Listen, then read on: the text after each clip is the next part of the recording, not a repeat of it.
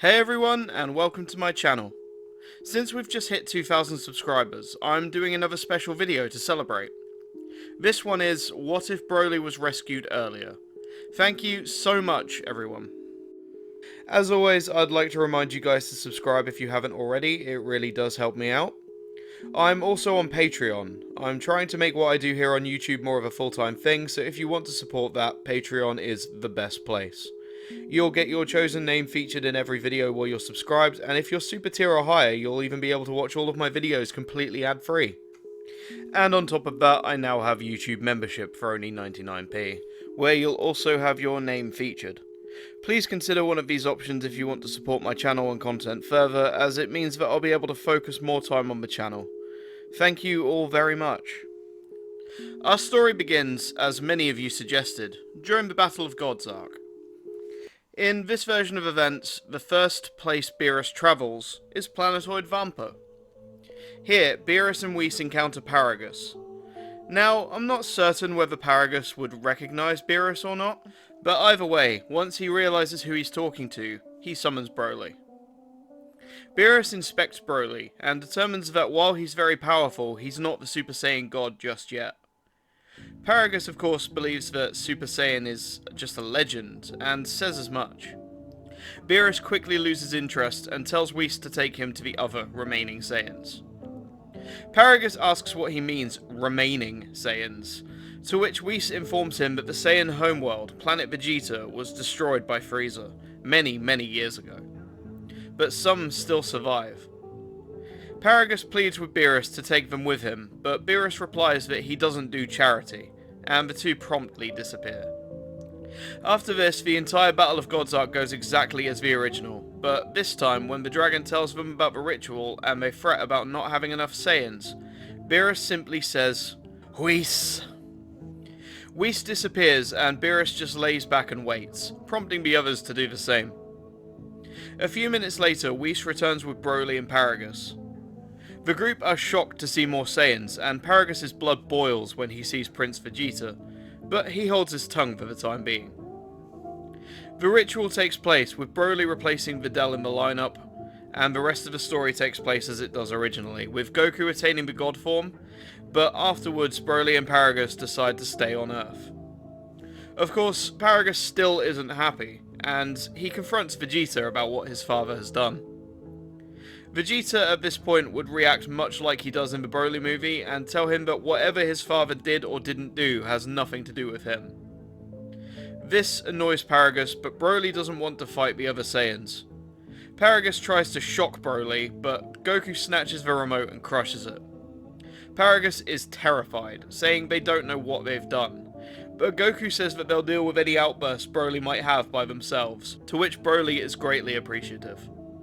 Paragus, with no other option, agrees to leave it all in the past. For now.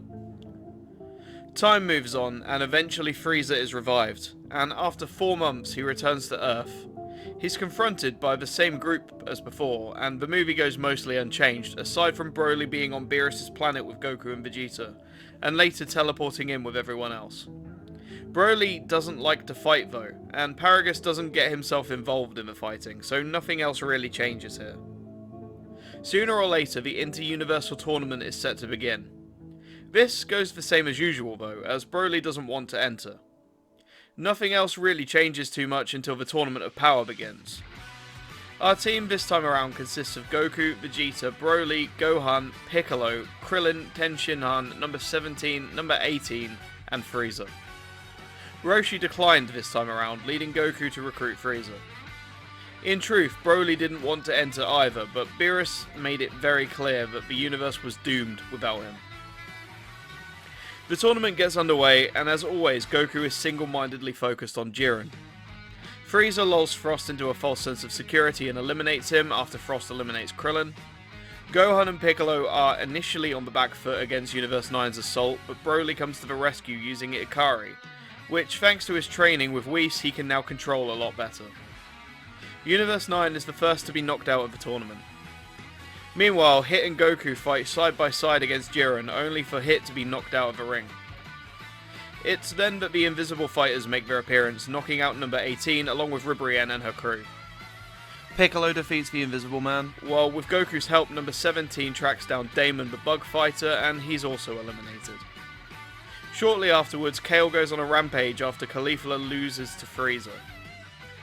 Goku steps in, but Kale overpowers them both before running off and attacking everyone. Universes 2, 4 and 10 are all eliminated, as well as the rest of Universe 6, aside from Kaba and Caulifla.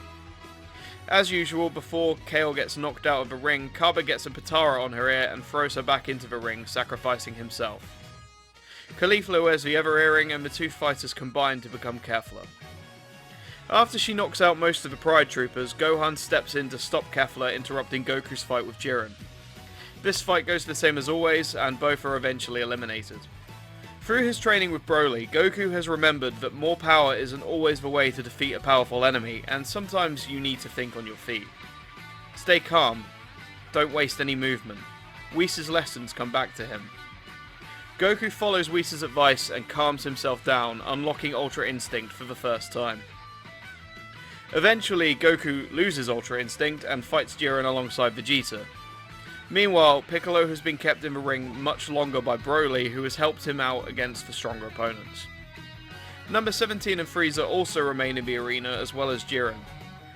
They all attack Jiren to take the heat off of Goku, but Jiren even manages to overcome Broly's Control Ikari. This leads to number 17 self-destructing, accidentally knocking Piccolo out in the process. Jiren is still in the ring though, and this leads to Goku using Ultra Instinct one more time. But he loses the form again shortly afterwards, and he and Vegeta are forced to work together once again to make headway. When Vegeta is blasted out of the ring, Goku and Broly work together to try and overpower him.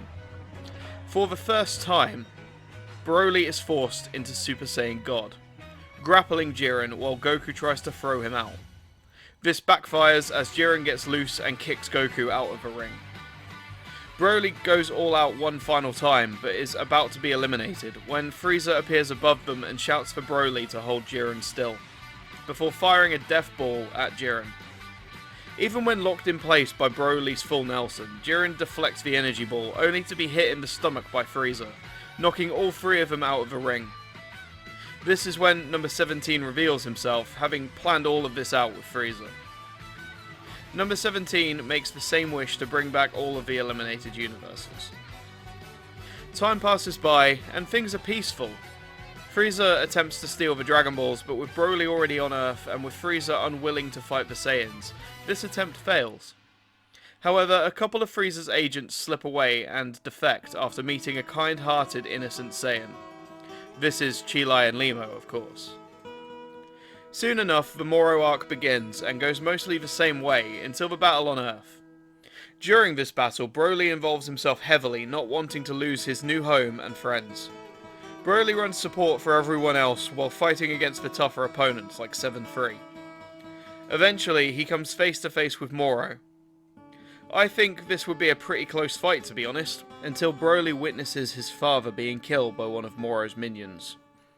This enrages Broly, who finally powers up into Super Saiyan, and loses control of his Ikari form. He almost single-handedly defeats Moro, but with Moro draining his energy, eventually Broly would start losing ground. From here, the story progresses as normal, and Goku and Vegeta arrive to fight, eventually defeating Moro once and for all. The Granola arc goes the same way as always, and the events of the most recent arc and superhero are completely unchanged. Broly is happy with his friends and with his new home. The years pass by in relative peace. Eventually, the group decide to enter the Tenkaichi Budokai, for old time's sake. Broly enters this tournament too. Goku fights Oob in the first round and riles him up. This makes him angry and unlocks his hidden potential. Once Goku is satisfied, he and Oob fly away, for many adventures yet to come. As Dragon Ball Super continues into the future, I may decide to do a part 2 to this. But for now, this is where our story ends. Thank you so much for watching, especially if you've gotten this far. This is a huge milestone for me, so thank you all for being a part of that. I hope you stick with me for more What Ifs.